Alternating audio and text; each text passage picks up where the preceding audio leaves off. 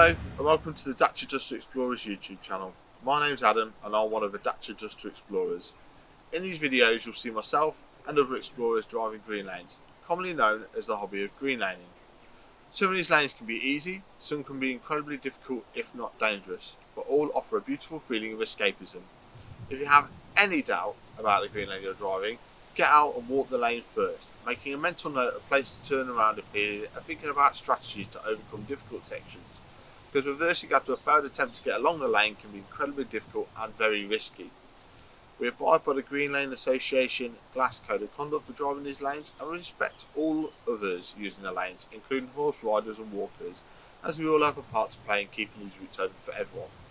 If you're thinking of green laning yourself, please consider joining the Green Lane Association to help fight to keep these lanes open and to help you understand more about this hobby. They also have a Trailwise 2 website which will significantly aid in your planning.